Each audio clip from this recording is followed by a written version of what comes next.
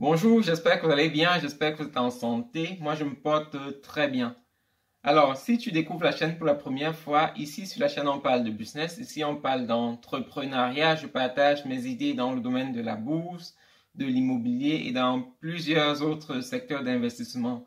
Donc, si ces sujets t'intéressent, si tu veux augmenter ton capital financier et économique, abonne-toi à la chaîne et surtout clique sur la cloche de notification pour être notifié toutes les fois que je publie une nouvelle vidéo. Aussi, je serais très reconnaissant si tu partages la chaîne autour de toi. Ça permet qu'un maximum de personnes soient touchées par les vidéos que je propose ici. Merci d'avance. Alors, vous savez que j'investis beaucoup en bourse et la question qui me revient très souvent, que ce soit en privé ou bien dans les commentaires, c'est comment investir en bourse. Donc, c'est cette question que je voudrais essayer de répondre aujourd'hui. Mais avant, il est important de connaître ce que c'est que la bourse. Pour ceux qui ne connaissent pas, je vais essayer de brosser rapidement. Donc, mais aussi, je voudrais rappeler que la vidéo peut être un peu plus longue que d'habitude, mais ça vaut la peine de la suivre jusqu'à la fin si tu veux investir en bourse, parce que il faut savoir exactement à quoi t'attendre. Voilà. Donc, comme je disais, la bourse, c'est quoi? La bourse, c'est juste détenir une part d'une société. Les sociétés, lorsqu'elles se créent, parfois n'ont pas suffisamment d'argent pour agrandir leur business et elles vont donc en bourse. Elles vont en bourse et permettent aux gens d'acheter une part de leur société. Si on prend par exemple une société comme Apple qui fait des téléphones, Apple fait des téléphones et au départ a un petit budget. Donc leur idée c'est d'agrandir leur business, de vendre leurs téléphones pas seulement aux États-Unis mais de les vendre dans tout le monde. Le seul problème, c'est qu'ils ont peu d'argent pour atteindre tout cela. Ce qu'ils font, c'est d'aller en bourse et de permettre aux personnes d'investir dans la société. Donc, lorsque la société va aller en bourse, elle va fixer le prix d'une part de sa société à, je sais pas, prenons un exemple de 100 euros et permettre aux personnes de venir investir.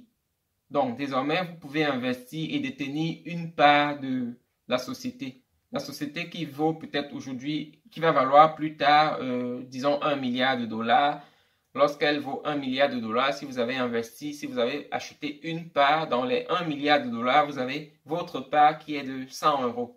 C'est un peu ça en général. Donc, c'est un peu facile à comprendre. Mais bon, si tu ne comprends pas toujours, écris-moi dans les commentaires, je pourrais t'expliquer encore à ta manière. Voilà, donc comme je disais, c'est ça. Et maintenant, lorsqu'elles sont en bourse, vous avez la possibilité d'investir dans ces sociétés-là. Investir dans la société, c'est donc acheter une part et le prix de la part qui va varier au fil du temps. Comme on parlait de Apple, si Apple vend de téléphones et continue de s'étendre dans d'autres pays, elle fera plus de gains. Et le prix de votre action va augmenter. Donc, ce que vous avez acheté à 5 euros, demain va coûter peut-être 150 ou 200.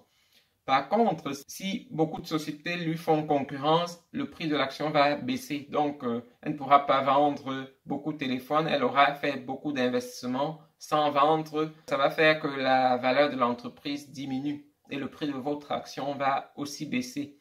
Donc, ça, c'est ce qu'il faut savoir. Donc, c'est un investissement à risque. C'est vrai que lorsqu'il y a des sociétés dans lesquelles investir n'est presque pas un risque parce que les sociétés sont bien établies et se vendent bien. Donc, c'est un peu ça.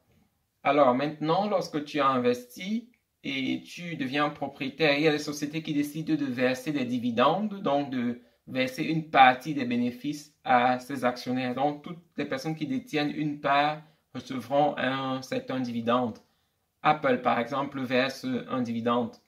Je ne sais plus si c'est tous les 3 mois ou bien c'est à l'année. Je suis investisseur aussi chez Apple, mais je ne regarde pas tout ça parce que j'investis sur le long terme.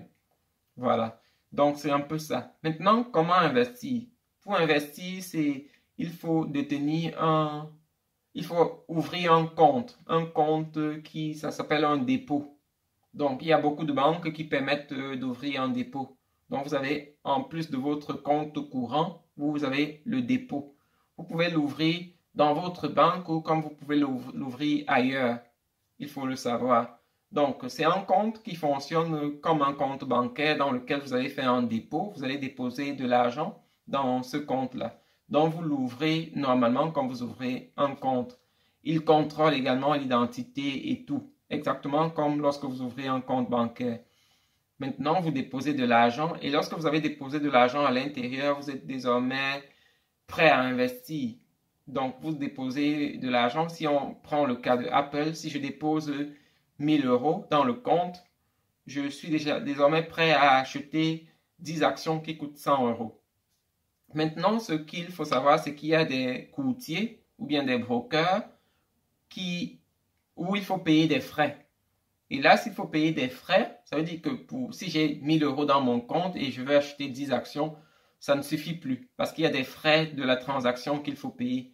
Les frais de la transaction, on les paye à la vente ou bien à l'achat. Donc, comme je disais, le prix de l'action qui a augmenté de 100 à 150 euros, vous pouvez décider de vendre et de quitter. Vous aurez fait le gain de 50 euros l'action. Si vous avez 1000, vous aurez fait 50 euros fois 1000. Par contre, si ça a baissé à 80 et que vous vendez à ce moment-là, vous aurez fait 20 euros de perte fois le nombre d'actions que vous détenez. Ça, c'est important à savoir. Donc, un investissement à risque, mais qui vaut la peine. Comme je vous dis, j'ai investi beaucoup. La dernière fois, j'ai partagé ce que j'ai fait comme gain l'année 2021. Donc, si ça t'intéresse, tu peux aller regarder la vidéo et tu sauras ce que j'ai fait comme gain. Les gains en bourse, il faut aussi payer des impôts là-dessus. Enfin, d'un pays à un autre, ça varie. Ça, il faut savoir aussi. Donc, c'est un peu ça. Donc, maintenant, vous avez votre compte ou bien votre dépôt. Vous avez mis de l'argent, vous êtes prêt à investir et vous pouvez investir seul. Beaucoup de courtiers ou bien de brokers permettent d'investir par les applications qu'on installe sur son téléphone. Donc, vous allez juste entrer sur votre application, introduire le code de l'action et lorsque vous allez la trouver, vous allez voir combien ça coûte à ce jour-là et vous pouvez acheter. C'est très simple comme ça.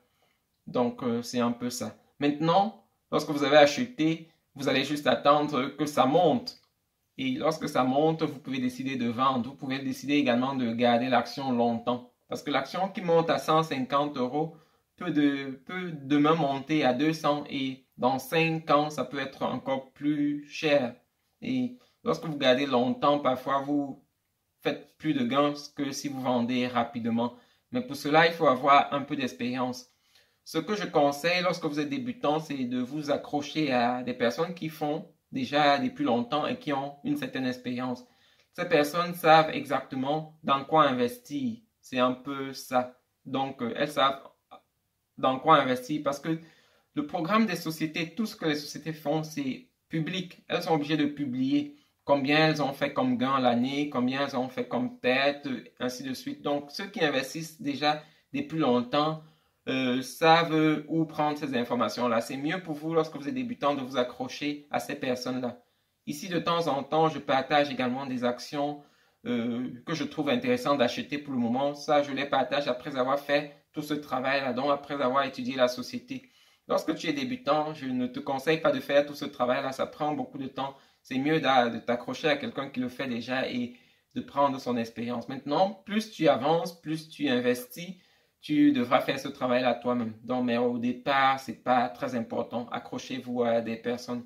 C'est un peu ça. Donc, c'était tout ce que j'avais à dire sur la bourse et les courtiers. Il y a d'autres, comme j'ai dit, où il faut payer des frais. Il y a certains où il ne faut pas payer de frais.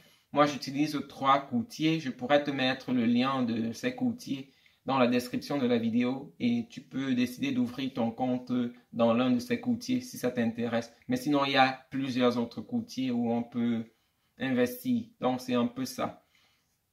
La bourse, c'est un domaine très intéressant. C'est un domaine que je conseille à tout le monde d'investir et surtout aux plus jeunes parce que les jeunes se disent toujours, je suis étudiant, je n'ai pas d'argent. Mais je voudrais qu'on prenne par exemple l'action d'Amazon. Amazon est en bourse et on peut acheter des actions Amazon. L'action d'Amazon a coûté, je ne sais plus il y a combien de temps, 17 euros. Aujourd'hui, l'action coûte 2500 ou bien plus. Donc, si quelqu'un avait juste 100 euros et avait investi dans Amazon, aujourd'hui, la personne aurait beaucoup d'argent. Donc l'action qui t'avait coûté autrefois 17 euros coûte aujourd'hui 2500 euros. Et si tu la vends aujourd'hui, tu vois un peu quel est le bénéfice que tu peux faire. Donc la bourse, c'est un domaine très intéressant. C'est un domaine dans lequel j'appelle tout le monde d'entrer parce que il y a vraiment de bons gains à se faire là-dedans. Donc, c'était tout ce que je voulais partager aujourd'hui. La vidéo a été un peu longue, mais ça vaut la peine pour expliquer exactement comment ça fonctionne. Donc, c'était tout. Merci d'avoir regardé la vidéo. Merci de me dire en commentaire ce que tu penses et merci de me laisser un pouce bleu pour le travail que je fais et aussi de partager la chaîne avec les autres afin de permettre à un bon nombre de personnes de regarder ces vidéos-là. Donc, on se revoit la prochaine fois pour une nouvelle vidéo. Bonne journée à vous. Bye.